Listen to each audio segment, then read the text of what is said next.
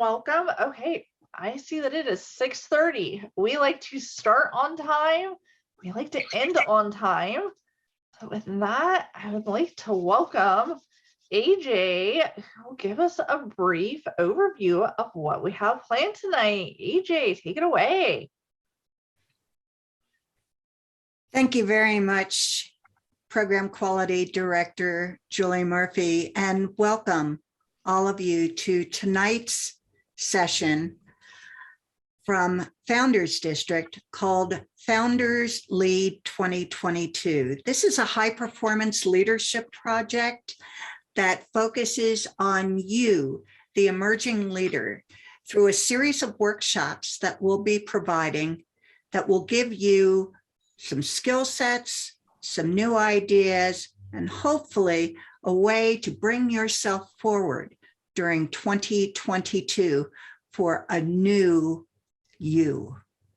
A new you in leadership, a new you in Toastmasters, and probably a new you in Founders District. Our first workshop tonight is led by Roz Carter. Some of you have seen Roz when we have worked the Roses and Raises, but Roz has been pretty much an amazing Toastmaster coming from District 12, serving Southern California, where not only is she a past district governor for District 12, Rosalind has served in every district role from area director to district governor. Rosalind also served 2 terms in 2017 to 2019 as region advisor for Region 2 that supports Founders District, as well as Districts 1, 12, 49, and 100. Rosalind is going to lead us this evening on our exploration of mentoring. One of the things that is interesting about mentoring is that Ralph Smedley actually said, we realize the 2 most important factors in Toastmasters are mentoring and evaluations. There is no doubt that if these 2 are done well, your club will be filled with spark plugs ready to fire upon request. That's an interesting thought, that mentoring and evaluations create enthusiasm, that once you light that fire, the only thing it needs is some kindling. Ralph Smedley said that, and we see that today. Roz, can you tell us a little bit about the mentoring program as you knew it as part of what was called the CL project? And what's the difference between mentoring and coaching? Thank you, AJ, and welcome Founders District to the first of 5 leader series on the HPL that AJ mentioned. You know, back in the day, before Pathways, we had a competent leadership manual. And you remember a small piece where you had to coach or mentor a new member with their first 3 speeches. And then there's the Successful Club series where there was a module on mentoring to train us on how to do it. But how many of us actually did that? Speed ahead to Pathways and you'll see that mentoring is in every path. Learning to mentor and find the right mentor from our proteges is where we come in. And you'll learn a lot about that with some of the interaction from the panels. So now we move forward. It's 2022, and we're going to be the best mentors and work with the best proteges that reach out to us. Back to you, AJ. Thanks, Roz. And our panelists tonight are the most amazing mentor-mentee experienced couples, as it were, that have ever graced Founders District. We were going to start with Christine Brady, the immediate past district director of Founders District. She has used mentoring throughout her Toastmasters journey and will be sharing with us this evening how mentoring was critical on her journey all the way up to district director of Founders District. Christine, please unmute, and if you could introduce yourself and your mentor.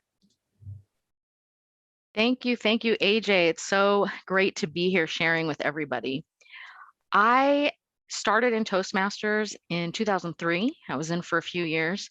And then I had a little break where I went and got married and just, I needed some time off, but came time in 2014 to charter a club. My company was looking to charter a club, and I raised my hand and said, I know how to do that. The difference between my first journey in Toastmasters and this second journey is that in this second journey, I really embraced the leadership part of Toastmasters and taking part in all of the offerings of the district. Before, I was just in my club. This time I served as area director all the way up through district director. One of the things that is so crucial to the success of any leader is having a mentor. And district leaders, we have mentors within our district, but then we're so lucky to also have the region advisor. That's somebody that's appointed by Toastmasters International to help the entire region. What's great is while she's mentoring, she'll do these peer calls where we get to actually have conversations with other district directors in our area so that we don't feel so alone as we are struggling with some of the issues that come up as we're leading. I was so blessed to have Roz serve as the region advisor for me when I was public relations manager and club growth director. But then we had Vicky join us, and she lives all the way in Georgia. Now you can imagine how committed she is to helping the districts here in Region 2. And she's 3 hours ahead of us, and she was always available to us. I love Vicky. I think that our relationship really blossomed because she could take the time to be brutally honest with me and also give me accolades when they were appropriate. I would love to introduce you to that person. It's Vicky Nothling. Vicky, please introduce yourself to the group and talk a little bit about your experience in mentoring the district leaders as region advisor. Thank you so much. And again, I'm Vicky Nothling, and it has been one of probably the highlights of my Toastmaster career to spend the 2 years as the region advisor and to work with people just like Christine. I think that as you mentioned, that it became more than just a Toastmaster relationship. It's just really become a friendship that will be lifelong. Part of what you do as a mentor is that you are just that ear to listen. And any part of Toastmasters, the biggest part of us growing and developing is, as was mentioned earlier, the evaluation portion. And the key to evaluation is to sit and listen to what the person is saying, how they're saying it. What they're saying, but how they're saying it. So Christine could be telling me everything is great, everything is fine, but in her words, in her tone, in her gestures, in her eyes, you saw that maybe it wasn't fine. So part of a mentor's job sometimes is to keep you from walking off that ledge, if you will, and to keep you from realizing that it's okay to not feel perfect. It's okay to not do everything the way it's supposed to be, because you, just like me and everyone else, this is the first time that you've done this. This is the first rodeo for you. And it's expected that you will have some times that you will not do perfect, that you won't do great. And it's okay. And so I think as a mentor, that's how it grows in that relationship between the two of us, is that you get that trust that I'm not going to make you feel worse than you already feel. I'm there to try to find that sunlight in this storm and be able to shine some gratitude on you, to shine some appreciation, and to be able to see that it's okay and that you will learn from this and you will do better the next time.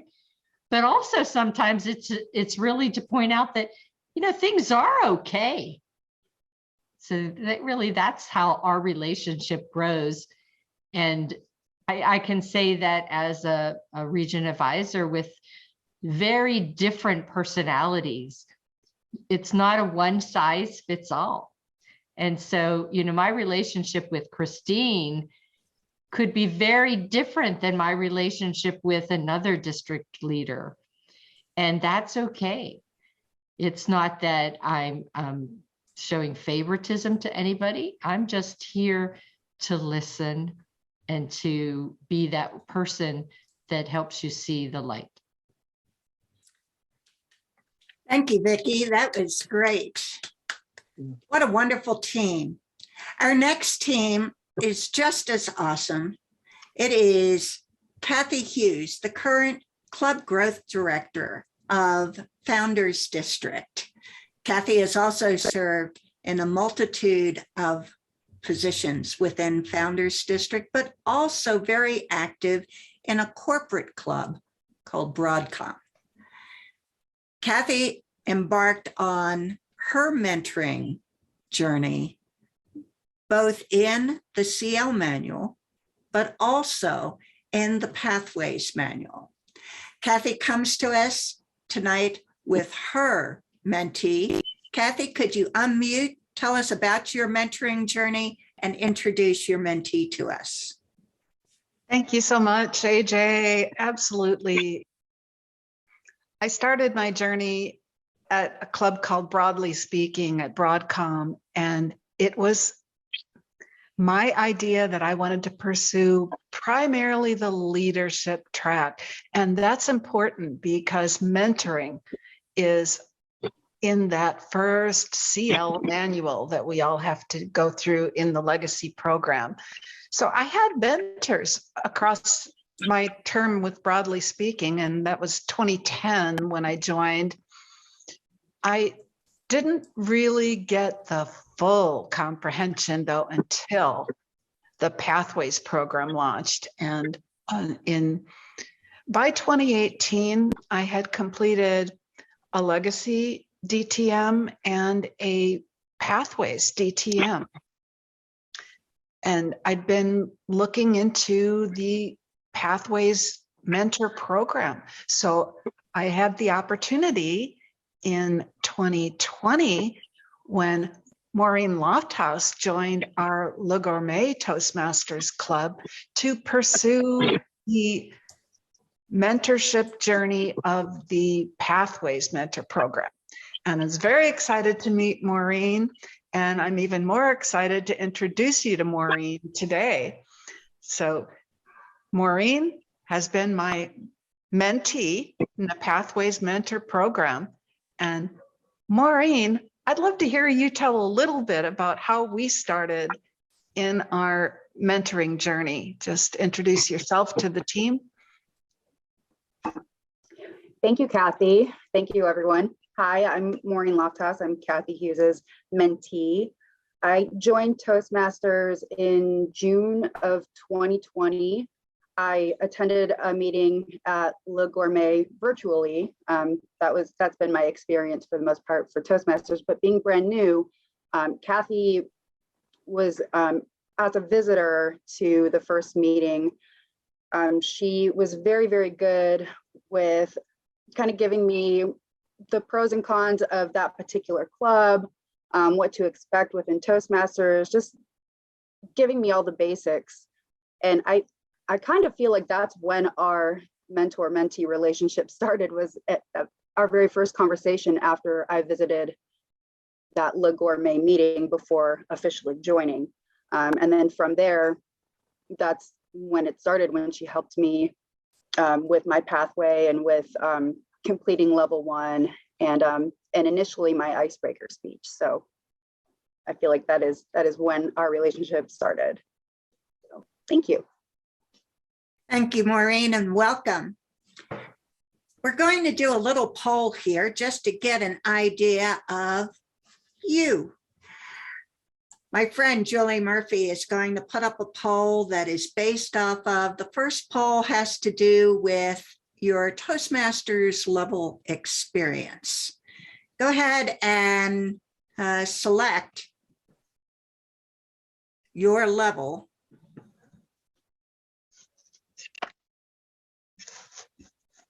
And let's see what we've got.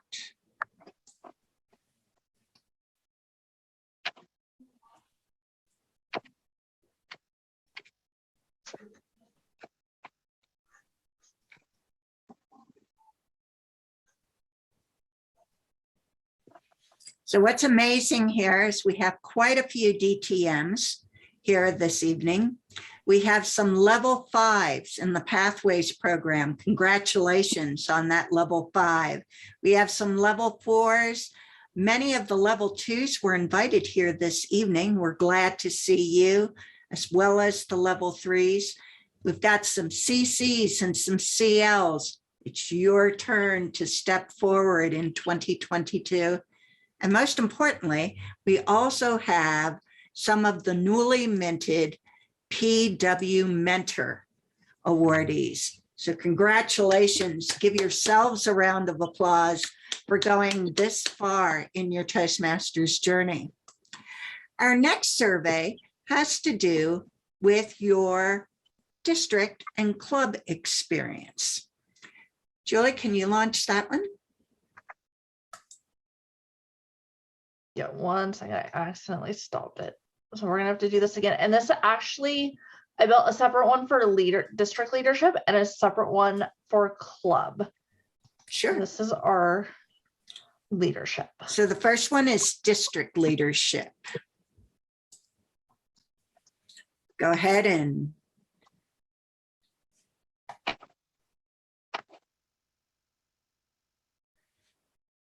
so we have area directors. I'm so glad to see area directors. You are the lifeblood of our district. God bless you all. I see a division director, 2 division directors.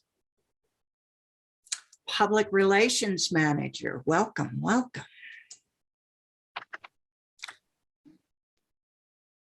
Terrific. And of course, we have some region advisors here. We have some past district directors. And of course, we also have some current trio members. Okay, Julie, can you take us to the club leadership?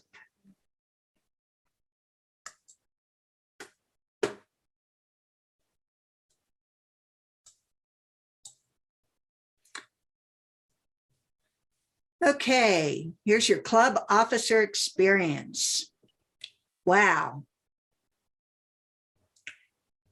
You've got lots of presidents, vice presidents of education, vice presidents of membership.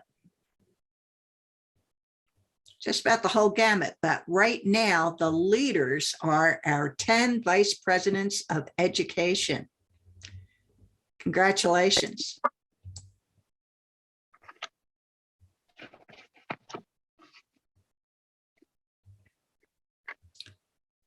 Terrific.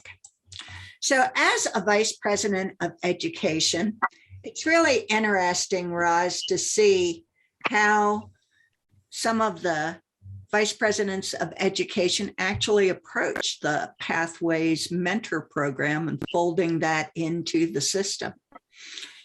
One of the objectives tonight for our session is going to help you identify your strengths as a mentor so that you can take that on for further work as you identify your mentoring opportunities.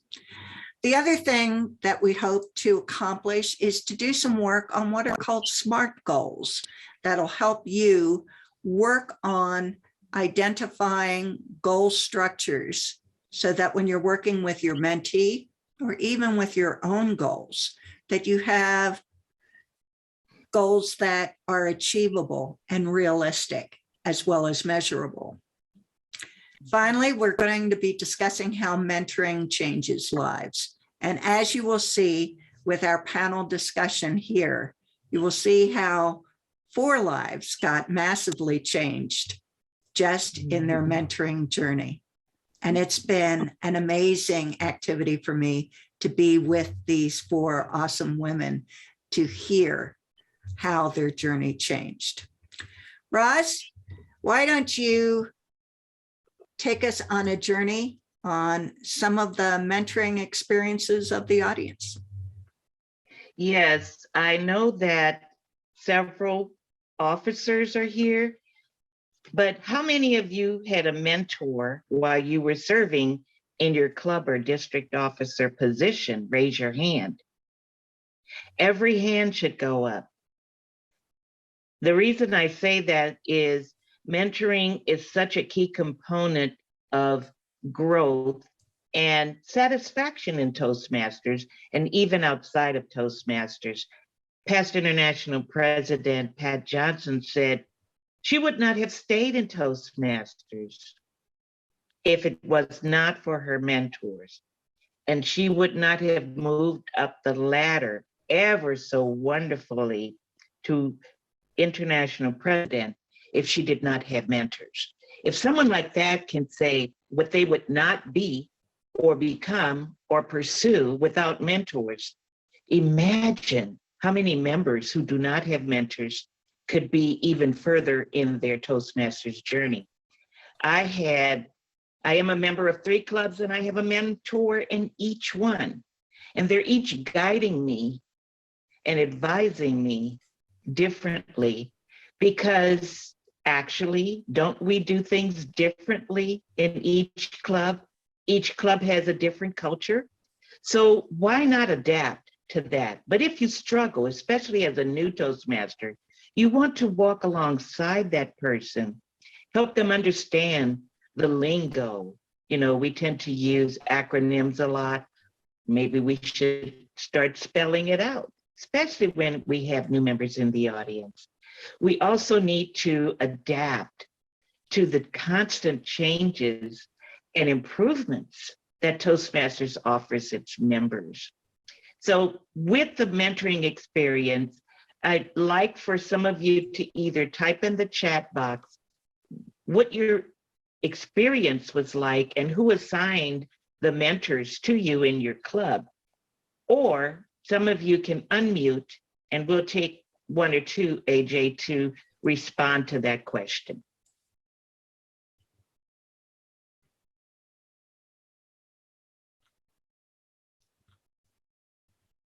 Who would like to respond openly about your mentoring experience?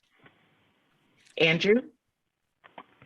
Yeah, I wanted to speak to that. I joined Legard May first, and I never had an official mentor, but I never felt like I needed one in that as I went in that club. There was such a wealth and depth of knowledge and experience that I felt coddled, for lack of a better word, or swaddled in information and depth of knowledge ever since I joined. First day was difficult, the first meeting, because there was a lot of new terminology. I remember Bob Hudak leaning over to me as Siri was talking. Siri Pop, I can never remember pronounce her last name, but Payafkapan, I believe it is. Anyway, she was talking, and he leaned over and said, "She's a past district director at a DTM," and I'm looking and going, "What in heaven's name is a DTM?" But I soon learned, and it was only because we were in a restaurant that I couldn't yell across the room, "What's a DTM?" without getting her off her train of thought because she's talking. But I never felt and that really got me to where I was able to go to my other club, Contrarians, when I joined it, and jump into a leadership position like the second day. The second meeting, they said, "Oh, by the way, our BPPR quit," and I'm like, "Well, I'm doing that over at really going, I might as well do it here. And I was equipped to do it there because of all the information and the knowledge that I've been imparted upon me by osmosis, basically, because just watching, learning by watching and doing. I remember, real quick, our VPE, I believe he was Rude at the time. He was, I believe it was my third or fourth meeting. And he says, okay, next meeting, you're Toastmaster. I'm like, but I did it. Wasn't pretty, but I did it. And it's the only way you learn, I've noticed. I mean, I've understood. So anyway, I'll leave it at that. Yes, well, thank you so much for sharing that. And I know that Christine said the VPE of the club usually assigns mentors, but how many of you seek out a specific member that you want to be your mentor? Because while you might be assigned a mentor, you can also request a mentor because you find someone that has similar goals than you and experience that you want to expand on from that mentoring relationship. So you can also seek out a specific member to be your mentor. And with that, I would like for Rosalind? AJ to, yes? Yeah, we have some other people who want to share. Judith Ferber. Okay. I am from District 1, although I actually been in that founders at one point in Smedley, Chapter 1. I just want to say something about mentor. You know, Rosalind, there's something so interesting that you said, because I had a mentor when I first joined Toastmasters. And for quite some times, and it was really a wonderful experience as a woman, and I had the friendship for many years after she left Toastmasters. And I have been a mentor of people who requested me to mentoring them. But one thing that is interesting, what you mentioned, I have never sought out a mentor. And sometimes I actually thought, oh, I wish I had a mentor. I've been practicing my speeches here and there. It would be really nice to speak to someone. So I had some people who were here and there helping me to get involved things. I was a youth leadership chair for 2 years because somebody thought that I would be a good fit for this. It turned out to be a good thing. But I think it's really important that even people who are been in Toastmasters and experience a long time to have a mentor. And I think that was really something that was really nice to hear. Very good, Judith. Thank you for sharing. In the essence of time, we do have lots of great information, feedback, and panel interaction with you during this session. So let's take a look at, first, let me ask AJ, is Savannah here? Savannah is not here, but Okay. who is here are my Toy Story friends from the Pathways Champions. We've got Buzz, Woody, and Jesse. You know, if you're not a Pathways champion yet, you should be. And Pathways Champions help you when you're going into new programs like the PW Mentor Program. One of the things we look at with the Pathways Mentoring Program is that it is available right after you have finished your level 2s. So for all the level 2s that are in the room, if you look down on your interface, you'll see suggested learning. And the Pathways Mentor Program is there immediately after you've finished your level 2. Why? Because the last speech on your level 2 is about the Pathways, Toastmasters Pathways Mentoring Program. The mentoring program itself consists of 3 parts. One, which is the Prepare to Mentor, where you are actually looking at what skill sets you bring to the party. The second part is a short-term mentoring project. And then the third part is an advanced mentoring project that's going to take you through a 6-month advanced level goals reaching program with you and your mentee. But in the final analysis, Roz, I'm pretty sure you agree with me. Mhm. Woody told me that mentoring is a dance that you learn as you go, that sometimes you lead and sometimes you follow. If you're the mentee, don't worry about what you don't know, because mentoring's a dance. You learn as you go.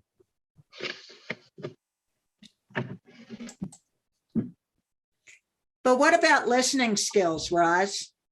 Yes, Christine mentioned listening, and so did Vicki. It's important to be a great listener, not just for those giving speeches, but while you're mentoring, because guess what? That mentee or protege, as we say, has a point of view. They want you to listen, and you need to give them your full attention.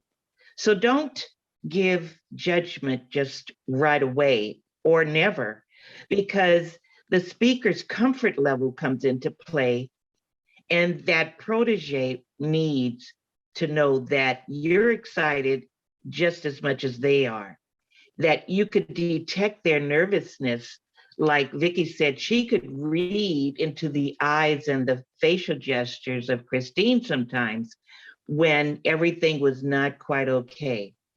Now, it doesn't mean that you're going to learn how to read people as a mentor, but what you will learn in the training process is how to be focused on your protege. Listening comes into that play. So you don't interrupt, you ask those clarifying questions, and then you find instances where you can empathize with your protege and guide them along with even nonverbal cues, because you don't want to interrupt them, like nod your head or give them a thumbs up. But then when you summarize and rephrase their comments, it lets them know that you understood them and you value what their task is and what they've asked you to do as a mentor. I think we should call on Christine and perhaps Vicki as well again to tell us a little bit more about how important listening was. Well, thank you, Roz. I had some immediate thoughts when I was looking at that slide, and even reflecting on what Vicki said earlier in the meeting, in that she was, interpreting facial expressions and, kind of what she was hearing from the tone of my voice. And one of the great things about Vicki being in Georgia is we got very used to being on FaceTime and video calls. So she really could see my face. It wasn't just a phone call. Now, one of the things that I loved on that slide was about reserving judgment, because there were times when I would call Vicki and I knew that I'd probably mess something up, right? And the listening skills are on both sides. They're on the mentee side as well as the mentor. So as she's listening and taking things in, she was reserving judgment, because she never once said, she never validated that I had messed anything up. That's not the validation that you want, right? She never validated that I messed something up. And as I was listening to her talk me through my first rodeo, as she mentioned earlier, my listening skills were also taking in her words, but also the tone of her voice and her face being very calming. She talked about being the sunlight and, letting you know it's going to be okay. And Vicki, I don't know if you want to chime in on some of what those phone calls were and what we experienced, but I'd love to hear from you. Oh, and you're on mute. We did have a lot of video chats, but we also had some calls while I was in a museum or outside. And I think one of the things you have to have as you are listening is to see what tone you need to play back. There are times when you called to tell me what wonderful things happened, and I needed to be as happy and as excited for you as you were for yourself, because that builds confidence, and that builds your appreciation that I appreciated you, you know, and that you could get it back. So the tone that we use, whether it's in front of a camera or on the phone or in a text, is so important. As a mentee, you could have sent me a message and a text, I need to talk now. And I could have said, well, too bad, I'm busy right now. But that's when I knew it was, okay, let me pick up the phone and talk with you in person. And so I think you, as time goes on as a mentor, you understand more of what you want, but always remember the golden rule. What would you do, you know, for you? What would you want to hear? Do unto others as you do unto yourself. So what would you want to hear in this situation? How would you want to be talked to? And then go with your gut for that. That's wonderful. Thank you, Vicki and Christine. You know, it's so important to listen. And I heard the word trust and building relationships and then collaborating, because it's all about the mentee that we're focused on, right? So we're there to offer the advice and to listen. And I like how you said, Vicki, earlier, find the light in the storm. That's what you're going to learn as a mentor. One of the things that's so wonderful about the Pathways Mentor program and all of the additional training and resources that have been provided since the first CL manual introduced us is a self-assessment. Wouldn't you like to know if you are perfect for the position of being a mentor to someone who looks up to you? We're going to take 5 questions or comments and have you spend a minute writing down on a separate piece of paper or the chat box. And for anything during this workshop, use the chat box, make comments, ask questions. AJ and I will look back on that and refer to it so that we cover everything you came here tonight for. So get out your pencil or get your fingers ready on your keyboard. We're going to give you 1 minute, maybe a little less, to respond to these 5 points. This is for the mentor self-assessment. How good are you or can you be as a mentor?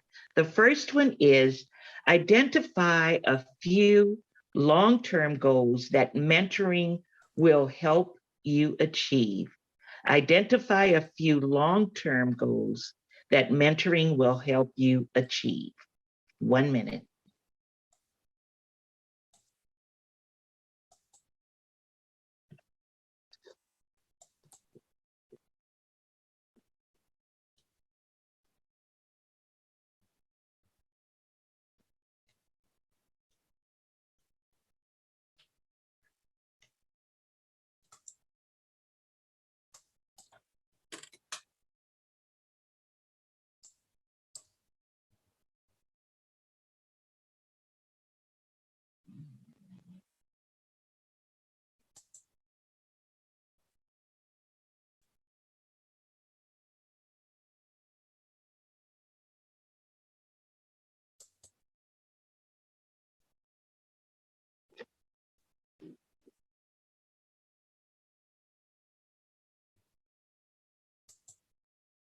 Excellent responses, you guys. Thank you so much. Here's number 2. What expertise do you bring to your relationship with your protege? What expertise do you bring to the relationship with your protege? 1 minute.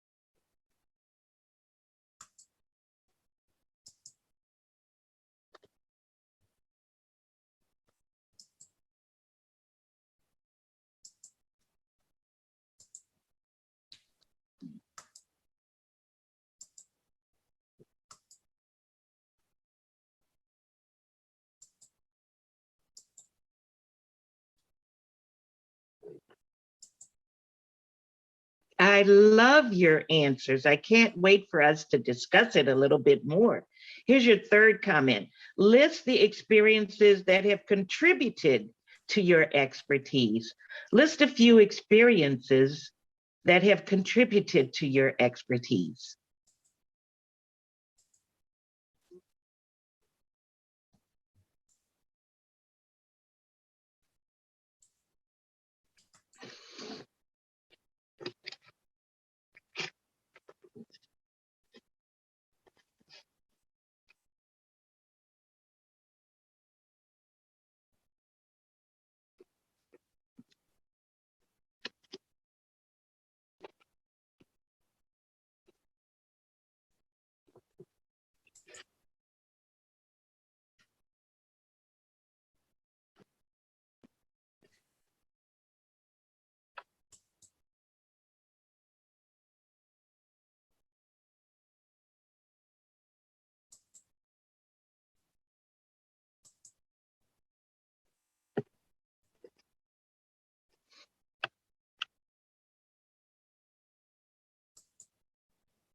Thank you so much. I want to ask Vicky or say to Vicky, I like that you put being a mom, because isn't that what we do with our children when they become parents? It's mentoring, guiding and showing the way and advising. I love it. Okay, the next one, make a comment in the chat box or on your personal notes. What are your expectations of your interactions with a protege? Your expectations of interactions with a protege.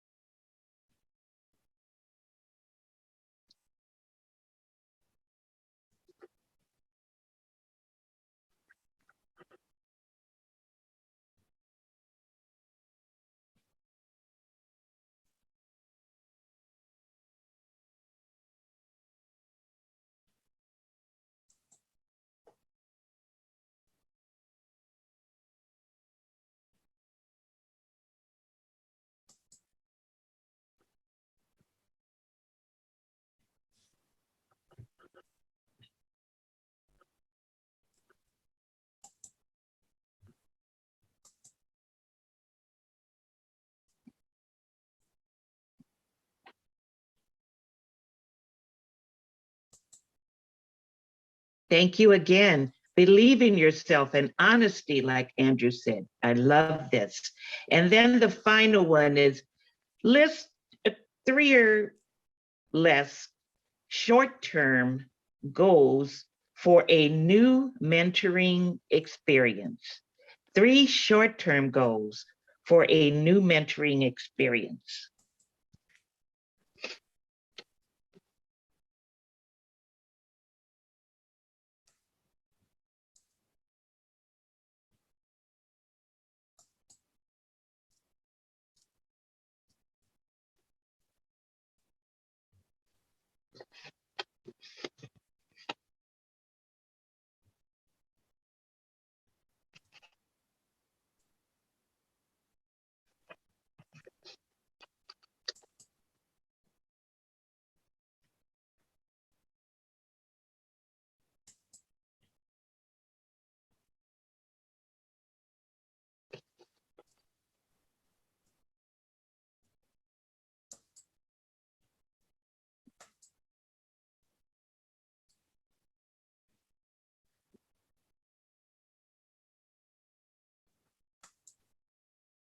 Again, thank you for your comments.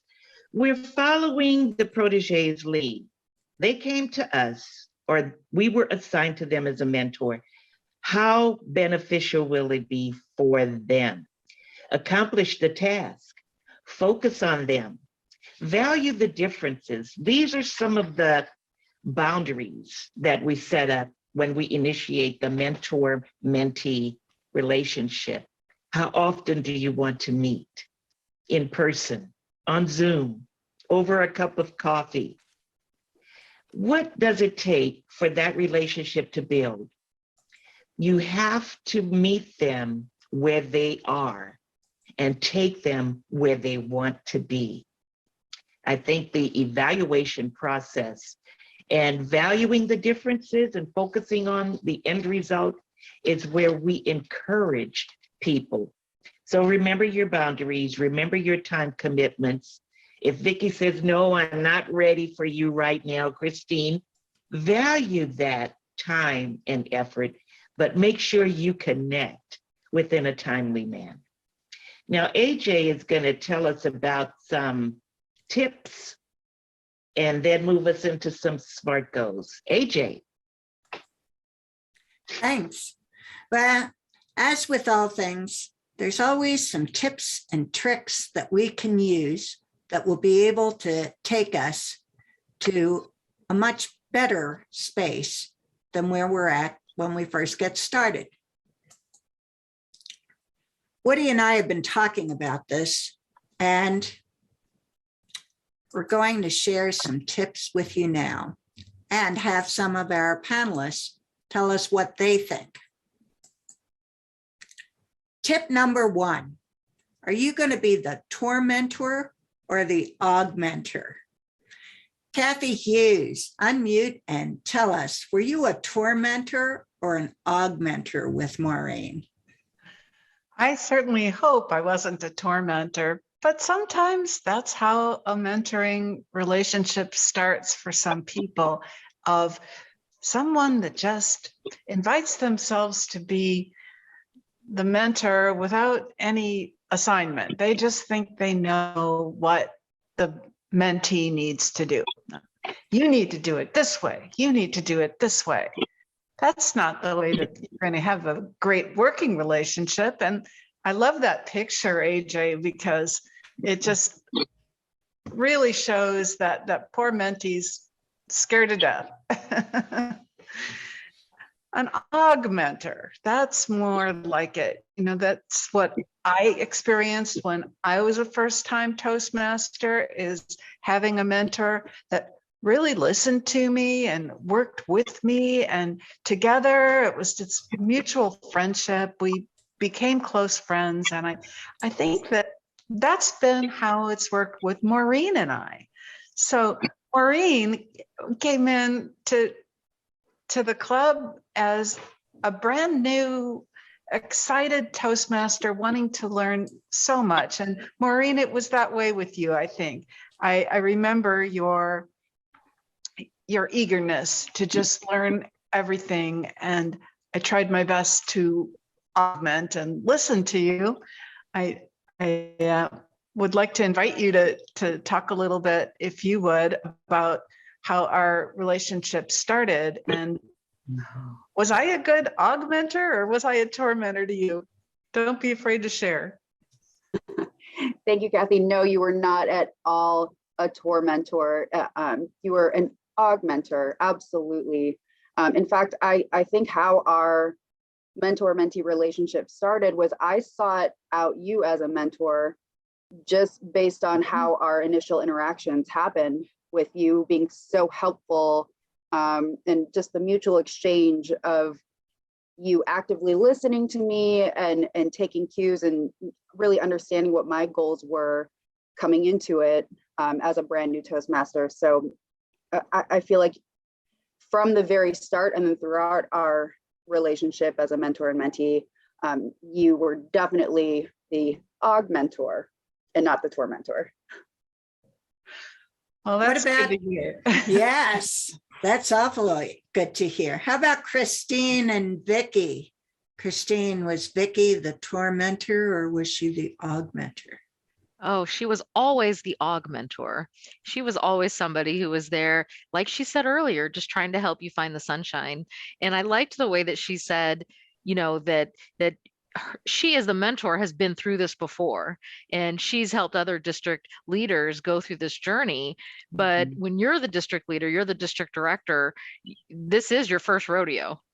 And so while you have all the tools, Toastmasters gives us all the tools to succeed, you're still doing this for the first time. And that's really, you know, where she would shine. And one thing that I loved was during district leader training, especially the last one that we had in person, which was right before the pandemic. One of the sessions, and Vicki, I'm not sure if you were leading this session for me or not, but we were learning how to give that feedback and that crucial question of, can I give you some feedback? That question is so important because sometimes you have to make sure the mentee is in the right frame of mind to get that feedback from you. So I don't know if you want to talk about that, Vicki. That's a really good point to make. In front of me on my computer, I have something that I keep as a reminder, and it says, rather than saying you should, you always would lead to say, in my experience, because really that's what it's all about. It's just, in my opinion, in my experience, what I have felt. And then the person that you're talking with takes it for whatever it's worth. It's that I should, or you should, does not build up a person's confidence. And as a mentor, our role is to not break a person down and not be that tormentor. It is really to find the ways to make you be built up to, as I mentioned in the chat, I will believe in you until you believe in yourself. And that is the augmenter, I think, in all of us. Excellent. I think we all give you a standing ovation for that statement. So well said. So well said.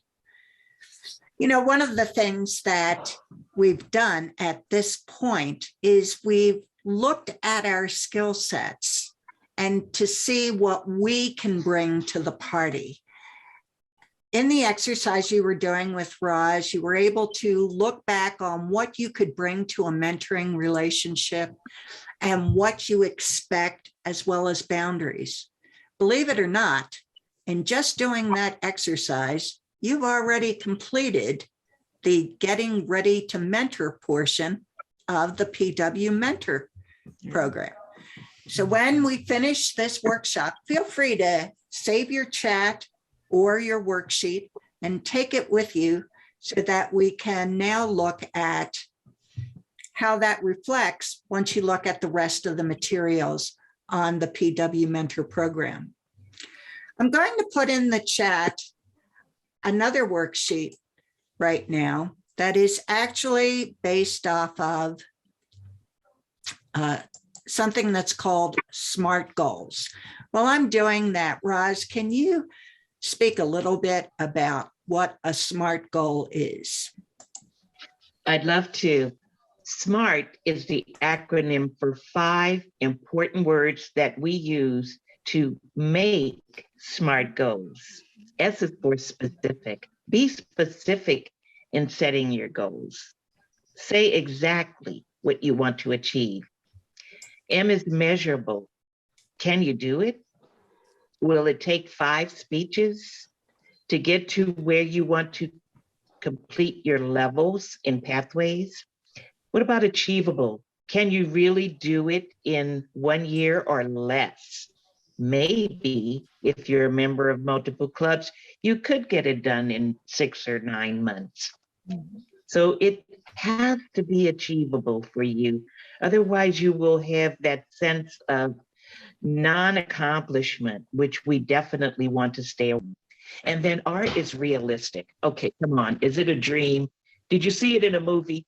Did you really think you could do something and then can't? So make it realistic. Enjoy it. Engage in it. And T is timely. Speak with confidence. Engage with the audience. When you're a speaker or a mentor or even a mentee, use your time wisely, spend it wisely, and exchange valuable information with your mentor and protege relationship so that everything can be completed in a timely manner. Because your protege has a time limit of what they might want to achieve, like with Christine as district director, her term was going to end on a certain date.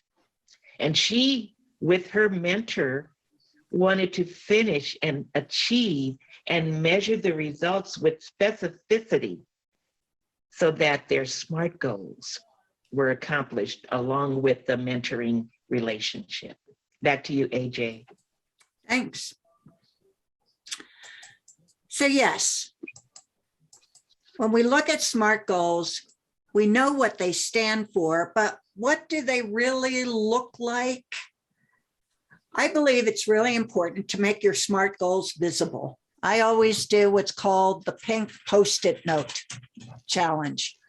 I talk about pink Post-it notes wherever I go. It might be the camera, put a pink Post-it note over the camera. So you're speaking to the pink Post-it note and we're not looking at the top of your head. Or the pink Post-it note challenge of when are you going to do 4 speeches? You have between now and the rest of your life. When are you going to do 4 speeches? When do you feel you can do that? So let's look at this set of SMART goals that we see right here. So we can say to our mentee, what's one of your goals? Well, I just want to be able to speak without passing out. That's a goal. But we might want to get a little bit more specific. Become a more confident speaker. How does that, in my experience, to quote Vicki, in my experience, I believe that you probably wish to become a more confident speaker. That's much more specific. Measurable. How are you going to be a more confident speaker? Let's try a pink Post-it note challenge for achieving 5 speeches. That's measurable. Achievable. If your mentee comes back and says, yes, I can do 5 speeches by September 2022, and you know that they can do it a little bit faster than that, you might want to move that to June 2022 and slightly push them forward towards that achievable goal. Realistic. Say your mentee comes back and says, I wish to speak with confidence and engage with the audience at large venues like Roses and Raises. That is also a Founders District High Performance Project. If your mentee has what it takes and you believe in them, it is absolutely realistic and achievable. And is it timely? You just heard a few minutes ago from Roz when she said, time mattered for Christine and Vicki. And time might matter when we're talking about a venue like Roses and Raises. If your mentee really needs some time to work with you on practice runs over and over to get that confidence, maybe the next Roses and Raises is not the one you want to target for, but actually one further out or a different venue. Something where they're doing, say, maybe a workshop. So that's tip number 2. So what we're going to do is we're going to use the SMART goal worksheet that I've put in the chat for you guys to write down some SMART goals. Because again, not only do you want to look at your goals and how you're going to phrase them, you placed the goals in the chat earlier when you were assessing what your goals were. Now see if you can refine those goals into SMART goals. Roz. Yes, so take a moment and list at least one short-term SMART goal and one long-term SMART goal on your note paper or in the chat box so we can address them. So we'll give you a couple of minutes. How long, AJ? Oh, we're going to give them 3 minutes for that, a little bit longer than normal. Okay.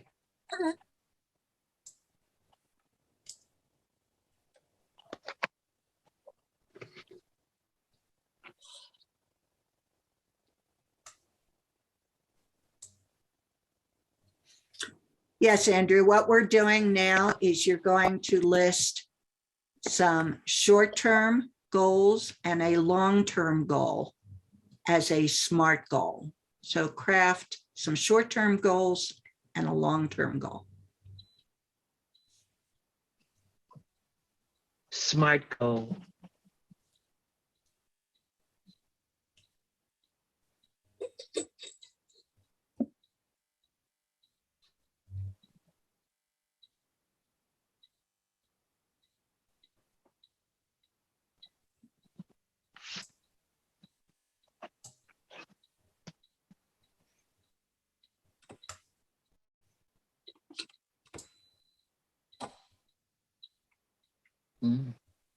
Very good.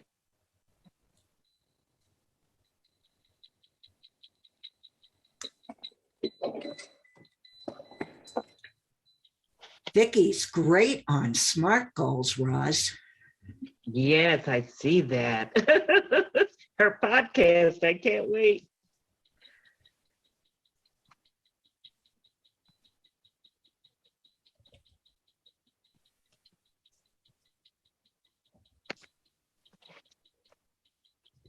You do it for 60 years and you get good at it. Well, I like the one that says specific, complete leadership development level 1 and charter a new club. Very specific, all right.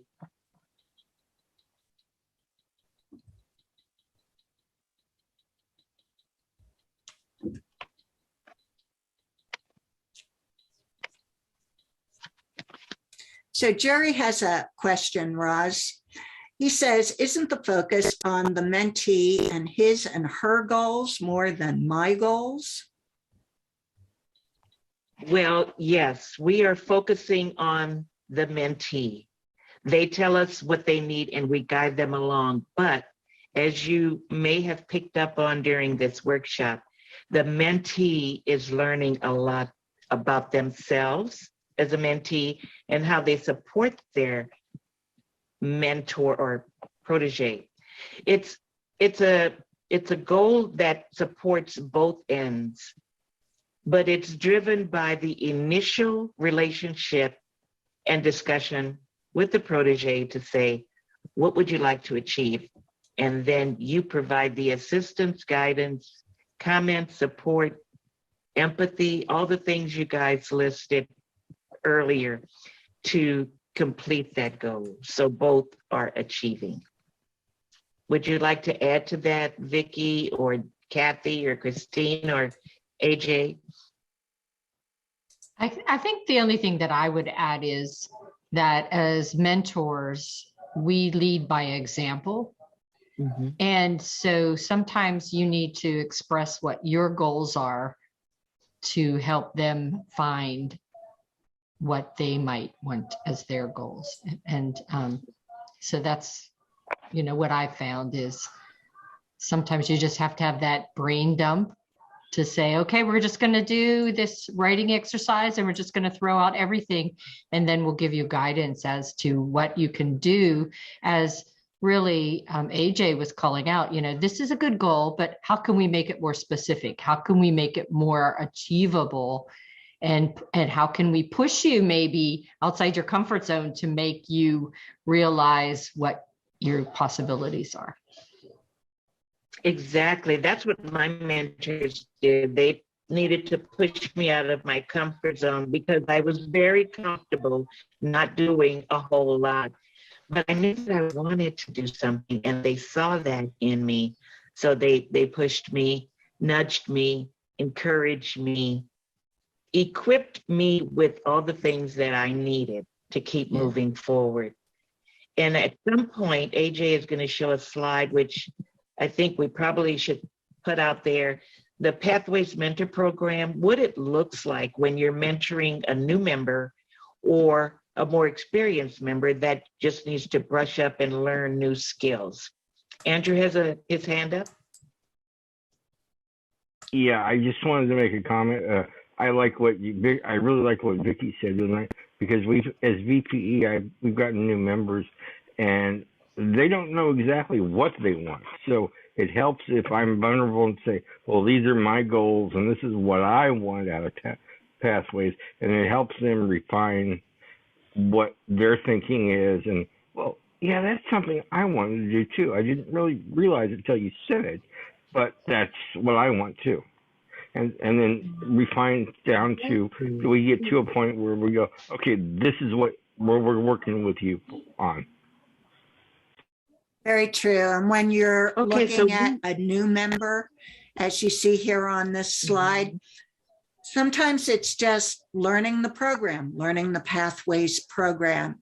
And one of the things that I saw here, Kathy Hughes put down short term, assist my mentee to enroll in Pathways by the first mentoring meeting. Now that's a smart goal. Sometimes you can just help the mentee learn the club standards and customs. There are many clubs that when you do your first speech and when you do your last speech on a path, you get a standing ovation. So the icebreaker receives a standing ovation, and the completed your path receives a standing ovation. And also, you can help a mentor participate more. If the mentor is frozen in fear, you might want to start that mentee on something simple like just be the ah counter. In fact, I don't even need you to be the ah counter at the meeting. I want you to watch something like, I don't know, Kelly and Ryan, the nightly news. Count all the ahs, and the next time we meet, we'll talk about this. You help them to quickly learn speaking skills, but wait, there's more. You might have that club member that has all of the credentials, really loved the CC manual so much that he did it 18 times, but doesn't want to go into Pathways. That's a mentoring opportunity. So you're coming in with the same set of goals, but your goals are targeted to a much more mature conversation. We're certainly not going to speak to someone who has done 18 CC manuals about the icebreaker as if this is their very first speech. We're going to change and pivot. So that's how the Pathways Mentor Program helps you with short-term goals. Roz? Yes, and exactly what is shown on the screen when you go into Pathways and the Pathways Mentor Program, you want to see all those check marks within a timely manner so that you can review the Pathways Mentor Program and then prepare to be a mentor, do some mentoring, and then get into the advanced mentoring, which we'll highlight a little bit later. But I think at this point, we know that our attendees have been writing notes and submitting comments in the chat box. Are there any SMART goals and examples that you picked up on, Christine and Kathy, with your mentor or mentee, so that we can have a little discussion with the audience about how to reach their goals? Some of the things that I picked up on when I was working with Maureen in our early mentoring meetings, and it was very much collaborative. And I like that we both did share our various goals with each other, and our sessions were developing to be learning about each other, learning what goals we had inside and outside of Toastmasters, and then finding a space where we could share things that would, in my case, I shared some of my history with Maureen of my first meetings and Toastmasters and what I learned over the years and what my goals were currently. And then she would share, and I would learn a little bit more that she had goals that inspired me to have goals, and we learn from each other because you really do complement each other, and the mentor becomes the mentee becomes the mentor, and we had a very fun relationship that way. Maureen did a wonderful icebreaker speech, and it was very inspiring to me, and I think I picked up a lot of the health aspects that she brought forward in that, and it inspired me to get healthier myself and do some more speech projects related to that. Maureen might have something she can share on that. Maureen?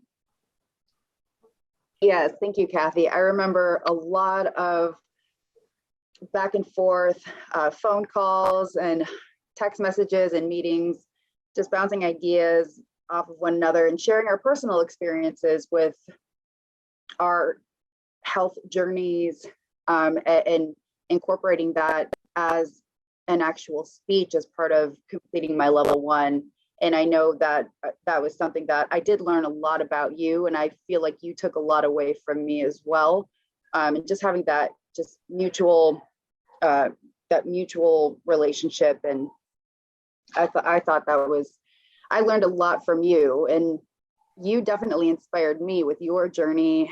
And so yeah, the personal and getting to know you personally and what your goals were and are, inside and outside of Toastmasters, and then using that and incorporating that into speech topics and ideas, I thought was very enjoyable for me. So I looked forward to our many conversations as you were helping me to prepare and fine tune my speech. So thank you for that.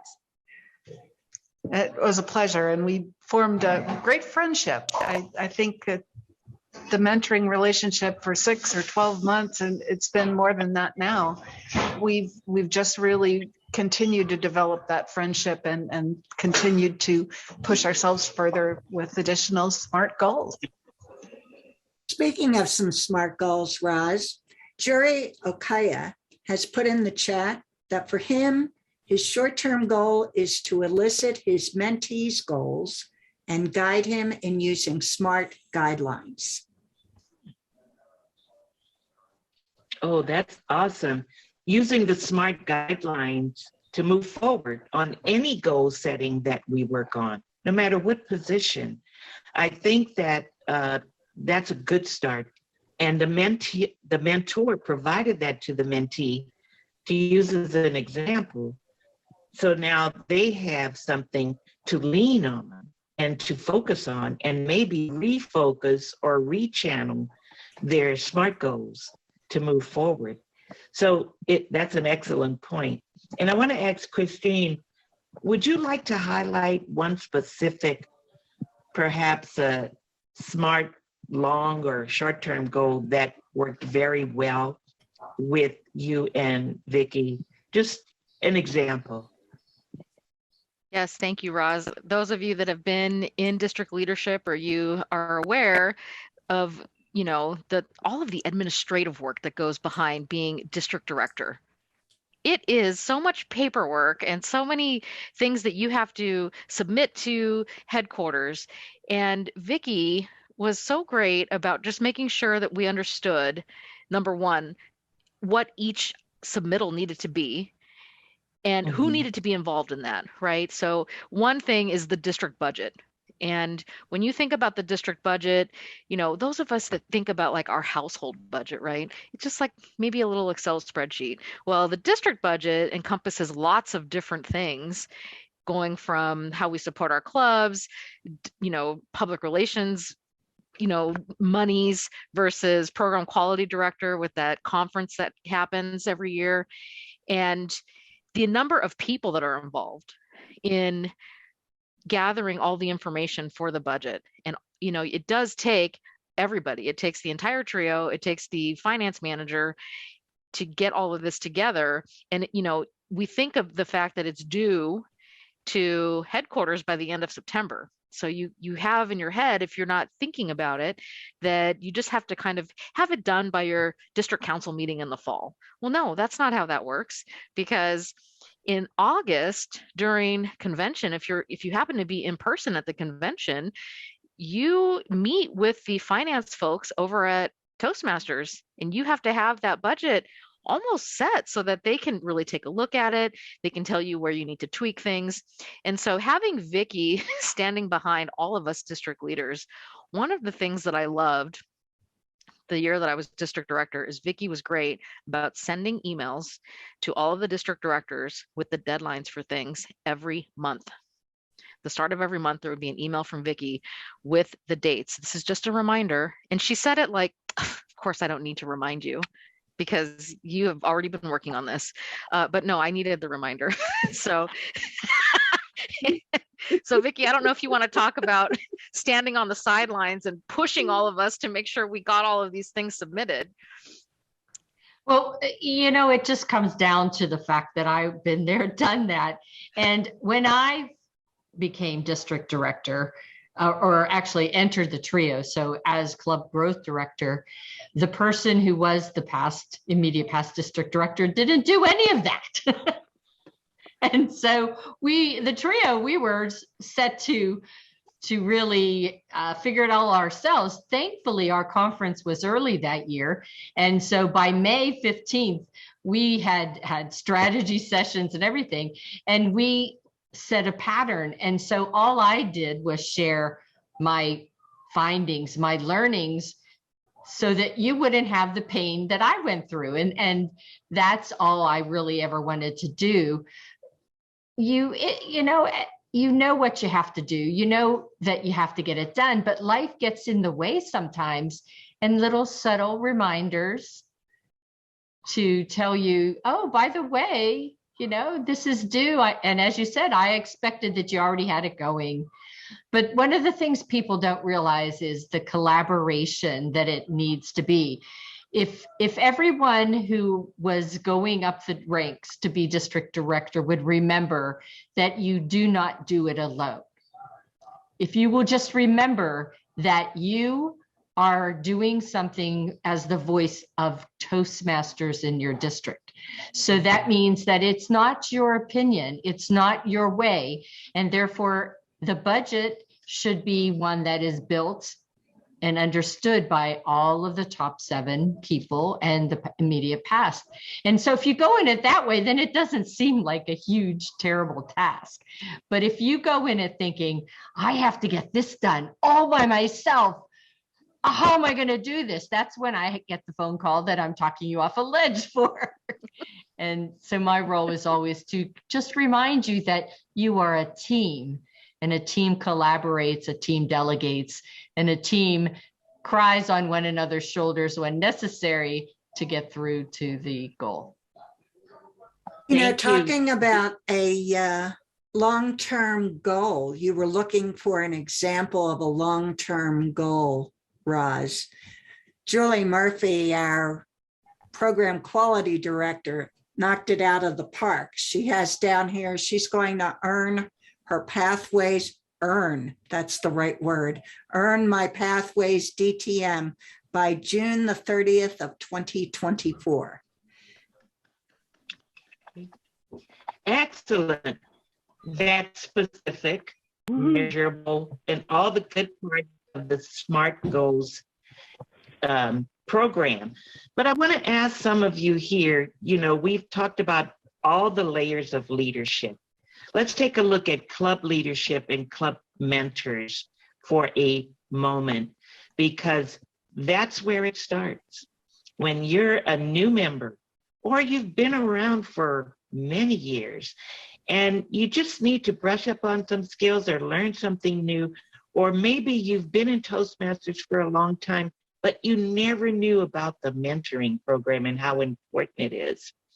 We're going to move into like a Q&A where you can ask the panel members, What was it like when you first started in Toastmasters?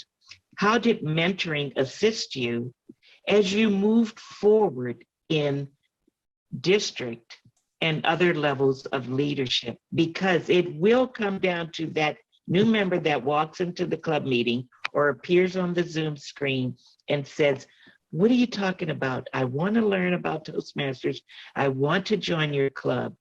And they need a mentor to walk alongside them or have individual private chats and conversations so that they can stay in tune and be on the cusp of becoming a better Toastmaster. So let's introduce some questions from the chat box, AJ, or if we have time, some people can keep their questions short and ask it verbally. We have Charlotte? roughly 8 minutes before the session ends. Yep. Charlotte had her hand raised. Charlotte, do you want to unmute? Thank you very much, AJ. I wanted to share that at the club level, I wanted as an individual to improve my evaluation process for when I was an evaluator. So I found a mentor that I thought was really good in that particular skill. Went to that person and asked them to help me develop my evaluation skills. Another mentor that I sought out, and I had my DTM, I had all of these. I just wanted to get really good at giving valuable evaluations. I also did it with storytelling. I wanted to improve my storytelling skills. And so I looked for people who I thought could really tell good stories and seeked them out to help me. I just wanted to share at the club level. You're so right, Excellent. you know, and Thank many you, Charlotte. times people will actually seek out a mentor when they decide they want to compete. You know, that change from just being a club member, just speaking in the club environment, and now you say, am I really ready to take on the evaluation contest for the district? I don't know about that. I better get myself a mentor. In the mentoring, the PW Mentor Program, after you've done the short-term project, the short-term goal project, you have to have the mentor and the mentee do a quick evaluation where they give feedback to each other as to how'd we do? Is it a thumbs up or is it a, hey, it's been nice to know you? And then they recommit to go for the next deeper, longer term goal. That's the third part of the PW Mentor Program. Kathy and Maureen, what did you guys do for your, it's called the check-in, and you do a 5 to 7 minute speech in front of your club as the mentee to talk about what the experience was like and then go into that long-term activity. What was it like for the two of you? The long-term activity that Maureen and I had was for Maureen to complete her level 1 in pathways. And that was very daunting because there was a lot of meetings where we had to get deep diving into the steps of trying to figure out what that next speech project is going to be about and try to really narrow it down to all the possible choices and the directions we could go. But Maureen gave a very good example to me in mentoring, because that long-term goal is something that has to take several milestones to get to it. And the path is not always clear right at the beginning. You have to listen. And I had to learn to really listen and not try to inject my own opinions too much. I would share things that I did, but I didn't try to push that should be her decision, and she came up with some great speech projects along the way. The speech where she gave how to lose the quarantine 15. That was a great 2-part speech. And I loved that one for the second and the third project. And then she did a research speech that further developed the health aspect. And I learned so much from that. I think that the SMART goal we set for, that was going to be the 6-month milestone. And we took a little longer than that to hit it, but it was successfully hit and we accomplished it. So Maureen can probably tell a little more about that, but those long-term goals take a while to get to. And congratulations, Maureen has her level 1. Yay! So proud of you. All right. And then Christine, any final comments? And then I would like to encourage everyone to keep the dialogue going. You could reach out to your Founders District leaders, especially Kathy and Julie on this call, if there's anything to follow up on regarding mentoring, because we talked about the self-assessment, we talked about the objectives, we talked about how the mentoring process was in the beginning before Pathways, how it has really wowed everyone since Pathways came on board. But the dialogue needs to continue. Your goals are ongoing. And so with Christine's comments and then AJ, if you don't mind making closing on this, I think we've had an excellent Mentoring Matters workshop. So thank you again for inviting me. Christine? Yes, thank you. Thank you so much. Just one final comment. I know that, the mentor and mentee relationship, sometimes there's some tough conversations that happen. And you mentioned that, like a check-in. And so of course, in the Pathways program, there's the check-in, it's a speech. But there really should be a check-in between the two people in the relationship too, to make sure that everybody's okay, because I know there were times when I called Vicky, there were times I texted her, I need to talk to you now. I am literally crying. There's water on my face. And she would, of course, call me. And it was sometimes I was crying because I'd done something, that made me feel like, I was overwhelmed or maybe I had taken a misstep. And so as Vicky is walking me through what her suggestions would be in her experience, sometimes those conversations could be a little bit tough, but at the end of the conversation, it was, are you okay? And every time I was okay. And it never felt like we were not okay. And I can see Vicky nodding that, that we always had that check-in just to make sure that we were okay. And we even had a few times where we just had like a little social time on Zoom just to enjoy each other's company, and that's also a check-in.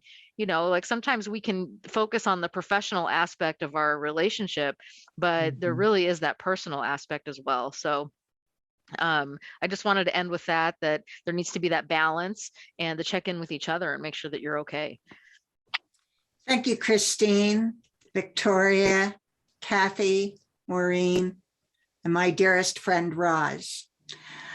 I hope that this workshop this evening has given you the tools. You've already done the mentoring self-assessment, so you're on your way for the PW Mentor Project. So open it up and start moving forward.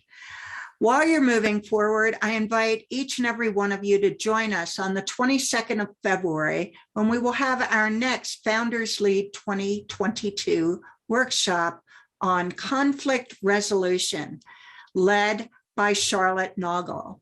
Charlotte is not only a past district director, she also has a PhD in conflict resolution. So please join us for our next Founders Lead workshop.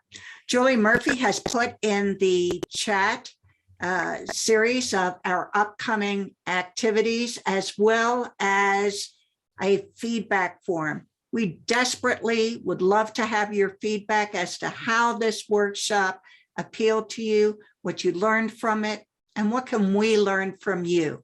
so that we can continue on this journey together to growth where founders lead.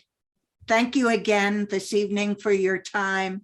We look forward to seeing you in the future. Julie, do you have any final statements? Thank you everybody for coming. Do check out our event. It includes our LACE TLI on February 5th. Even if you have officer training, come for all the fun workshops that we have planned. It's going to be a great day. Check out all our events, and we look forward to seeing you not only for LACE, but also our conflict resolution workshop. Thank you, everybody. Thank you. Great to see everybody. Happy New Year. Happy New Year, Roz. Happy New Good Year, job, everyone. New Year. everybody. Thank you. Excellent job. Bye. Thank Excellent. you. Come on. Very Yes, Thanks for interesting. coming, Maureen. Vicky from Georgia. Yes, It was Vicky my from Georgia, pleasure. you rock. Roz Thank you. from the ozone layer, you rock. Maureen, what team were you? A cheerleader? Were you a spirit leader for sports team? I was a cheerleader for the Detroit Pistons. That was the topic for my icebreaker speech. Fantastic. I A was very, very going long to time ago, ask. but yes. Yes. Very cool. Well, Cheryl Roush, who is a very famous Toastmaster, she actually coaches cheerleading teams so that they can present in non-sports environments. So she'd be excited to meet you, Maureen, and we loved having you with us this evening. Thank you for having me. That's awesome. I would love to get to know her as well. We'll get you together. We'll get you together. Christine Brady, thank you so much for everything that you contributed. Brenda, unmute and tell us what you thought of the workshop. I loved it, AJ. I was taking notes, and you really made me stop and think, not only for my Toastmasters life, but my life in general. And you made me reassess how I'm going to move forward teaching my new mentors and my mentees for my one club. Terrific. That's great All news. Thank you right. so much, Brenda. Andrew, unmute and tell us Yes, what ma'am. you got out of it. I enjoyed it. I am less trepidatious about being a mentor. And it makes me realize I have been all along. I just never have codified it as that. We have a new member in my other club, Contrarians, who actually lives in the Philippines. So when we have 6:30 p.m. meeting, it's the next morning for us. We call her our member from, and call her member from the future. And she and I developed a pretty good friendship, and she really respects me, and conversely, I respect her and her enthusiasm for Toastmasters. And she's had some issues with the weather there. They had a giant cyclone, so her power's been out. So she's missed a couple of meetings, but we're going to really work on setting, after seeing this meeting, or seeing what you guys talked about in this meeting, we need to work on setting specific and actionable and achievable goals for her, rather than, oh, you're doing great, terrific, keep it up, here's how you do this role, that role, that thing. It's been a little too loose. And, I'm glad you got something out of it. Jerry, if you're still there, can you unmute and tell us what you thought of the workshop? Jerry Okaya? There you are. Hi. Hi.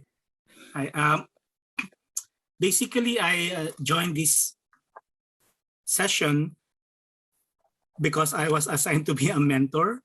And luckily, I